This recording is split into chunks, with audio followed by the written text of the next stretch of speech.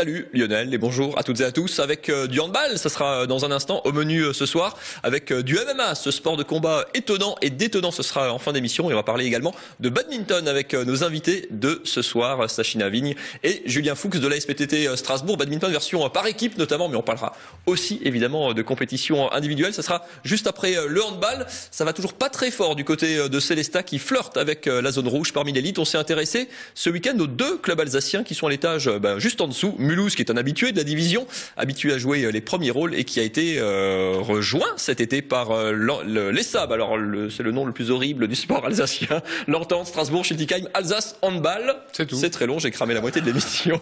Le promu strasbourgeois les deux clubs alsaciens donc jouaient à domicile ce week-end. Regardez. Vendredi soir, le MHSA en rouge a régalé son public en dominant Massy, un concurrent direct. Les Mulhousiens ont livré un match plein durant 60 minutes. Efficace dans tous les domaines, les Mulhousiens mènent de 2 buts à la pause, 16-14, mais vont accélérer en seconde période. Martin, Cherrier et Jonot dynamitent les visiteurs et Mulhouse s'envole. 31-21, puis finalement 36-24. Un succès avec la manière qui repousse Massy à 3 points au classement. Je pense qu'on peut encore vraiment s'améliorer, notamment au niveau du jeu collectif, mais on sent que les rouages commencent à s'améliorer. Qu'en défense, on est présent et j'ai l'impression qu'on a beaucoup moins de temps faible que les années passées, donc ça c'est plutôt bon signe. 8 victoires, 1 nul et une seule défaite, c'est le parcours mulhousien après 10 journées. Un bilan synonyme de 2e place et donc de play-off en fin de saison, l'objectif des Mulhousiens. Les Mulhousiens qui après un tel match ne s'interdisent pas de regarder vers le haut et donc vers la première place, la seule synonyme d'accession directe en LNH. Plus au nord, en revanche, c'est vers le bas qu'on regarde. Promu cette saison en Pro D2, les SAB ne visent évidemment rien d'autre que le maintien. Comme attendu, la saison est difficile, rythmée par la même litanie. Une fois de plus, les Bleus ont fait un bon match. Une fois de plus, ils ne sont pas passés loin de la victoire. Mais une fois de plus, ils finissent par s'incliner, cette fois contre Billère, 28-24. Évidemment, les joueurs ont fait des bêtises. On peut faire mieux, mais j'ai pas grand-chose à leur reprocher en termes d'investissement. Ils se sont donnés. On a manqué de rotation, clairement. Manqué de gasoil. Avec 2 victoires et 8 défaites, les SAB est avant-dernier, alors que 2 matchs très importants se profilent contre des concurrents directs, à Ponto, samedi, et contre Valence, le 13 décembre, au Malterie. Il était beau celui-là. Allez, on passe au badminton à présent. Place au badminton, on n'a pas souvent l'occasion de parler de cette discipline. Et bien c'est un tort que nous allons essayer de réparer ce soir avec nos invités, Sachina Vigne et Julien Fuchs, respectivement capitaine et entraîneur de la SPTT Strasbourg. Bonsoir à tous les deux. Bonsoir. Puisque l'Alsace est particulièrement bien représentée à haut niveau, vous allez le voir sur ces images, en compétition interclub notamment, ça s'appelle le top 12, 2 clubs alsaciens au plus haut niveau, la SPTT Strasbourg dans une des poules, le Red Star de Mulhouse dans l'autre. La SPTT Strasbourg était champion de France, c'était en 2013 et accueillait Chambly, le successeur, champion 2014. Match au sommet, c'était ce samedi après-midi. Et les Strasbourgeois ont pris le meilleur, se sont imposés 5 points à 3. Le top 12, le badminton par équipe, c'est donc 8 rencontres, des simples hommes, simples femmes, double homme, double dame et des doubles mixtes. C'était petite surprise, belle victoire en tout cas, Julien.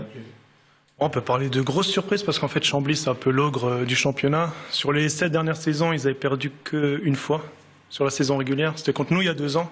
Donc là on les a nouveau battus. Donc ils ont 2 défaites en 7 ans. L'objectif, vous êtes leader de votre poule. Alors, on est à la 3e journée seulement, Sachina, quand on a été championne de France, quand on bat le champion de France en titre, c'est quoi l'objectif cette saison? C'est de leur reprendre le titre? C'est de les manger. Bien sûr, je pense que l'objectif c'est vraiment d'aller au play-off. Et ça reste quand même un bon objectif parce que comme on a battu les champions de France, donc ça nous motive tous les joueurs de l'équipe et c'était une bonne victoire en tout cas. Alors, je l'ai expliqué, il y a 8 matchs dans une après-midi de championnat. Il y a une dimension alors très tactique, Julien, parce qu'on a un effectif, alors il faut composer avec les absents, les blessures, et du coup, chaque joueur ne pourra disputer que 2 matchs maximum. Il faut bien placer ses pions. Tel joueur va jouer le doublon. On mise tout sur certains matchs, on fait parfois l'impasse sur d'autres. C'est très tactique pour l'entraîneur que vous êtes. Ouais, mais en fait, on peut remettre la composition d'équipe jusqu'à 30 minutes avant la rencontre. Donc c'est un peu un poker menteur. Parfois, on prend différentes options, et là, ça a marché. Donc l'entraîneur ne sait jamais en face qui vraiment vous allez aligner, en gros. Non, parce que par exemple, Chambly est venu avec 5 joueurs, 5 garçons, 5 filles, ils peuvent faire jouer que 3 garçons, 3 filles. Ouais. Donc c'est un peu tactique, ouais. Ouais, un petit peu, ouais. Sachine, alors vous avez, on l'a vu sur les images, jouer en simple notamment. Vous faites une carrière, on va dire, de solo de simple. Vous êtes championne de France en titre depuis cette année. Comment ça se passe la vie de joueuse de badminton de très haut niveau? C'est un circuit comme on peut comparer ça au tennis avec un circuit, des tournois comme ça un petit peu. Ouais, au gré des de la saison. tournois presque toutes les 2 semaines et je suis souvent en déplacement. Et il y a au moins une quinzaine de tournois dans la saison en international et à part les interclubs, donc j'ai quand même pas mal de matchs dans une saison en fait. Donc il faut que je m'entraîne bien, même il faut que je fasse attention avec les blessures. C'est quand même un tout en fait. Je fais attention au sommeil, à mon hygiène de vie, tout quoi. Mathieu faisait une comparaison avec le tennis. On gagne sa vie aussi quand on est championne de France de badminton? Pas aussi bien que le tennis, mais pas aussi bien, mais je gagne quand même bien. Enfin, avec les clubs et mes partenaires, notamment mes sponsors, je pense que je vis bien aujourd'hui. Et c'est vraiment grâce à mon club aujourd'hui, je vis bien. Et aujourd'hui, je suis française. J'ai l'aide de la Fédération française de badminton. Vous avez un petit accent qui vient d'où? D'Alsace, je pense, même de là. Oui. Faut quand même raconter en quelques secondes. C'est une très longue histoire. C'est Julien qui vous avez découvert en Malaisie et puis alors il vous a fait venir en France avec votre sœur qui joue aussi à la SPTT, qu'on a aussi vu sur les images. Ça a été un long, très long parcours du combattant pour obtenir la naturalisation et la nationalité française. C'est un poids en moins quand même depuis quelques mois. Ah oui, c'était un soulagement. Ça fait depuis 1 an que je suis française, plus précisément le 21 août 2013. Ah oui, ça se retient. De cette date. Ouais, c'était un soulagement pour tout le monde, même pour tous les gens qui nous ont entourés, qui nous ont aidés dès le début, notamment le club. Des gens qui étaient très sympathiques, mais notamment Julien, parce qu'il nous a fait venir en France, moi et ma sœur. Et voilà, donc aujourd'hui je suis contente et j'ai envie de vraiment d'aller le plus loin possible, de représenter la France dans toutes les compétitions. C'est ça, c'est de pouvoir porter aussi le maillot de l'équipe de France du coup dans les grandes compétitions. Et la Marseillaise, on a encore envie de l'entendre. Donc voilà, continuez sur cette belle lancée. Vous restez bien sûr avec nous. Place au MMA. Alors ce n'est pas un assureur, le MMA, c'est un sport de combat visiblement et je ne connais absolument pas, Mathieu. Et ben vous allez le découvrir, MMA pour Mixed Martial Arts, avec mon accent anglais légendaire, un mélange d'arts martiaux comme son nom l'indique, avec gros plan à l'occasion du passage d'une des pointures françaises de la discipline. Ça se passait à Colmar, dans un club lui-même un peu particulier, un club sportif de l'armée intégré au 152e RI de Colmar, mais un club ouvert aux civils. C'était ce dimanche après-midi. Regardez. Pour les amateurs de la discipline, c'est quasiment une légende. Cyril Diabaté, c'est 4 titres de champion du monde en boxe taille, mais surtout le premier Français à s'être imposé en UFC, la principale fédération de MMA, où il totalise 8 combats pour 4 victoires. Aujourd'hui entraîneur, il ne distribue plus des coups, mais des conseils sur un sport qui est avant tout un mélange détonnant de différents arts martiaux.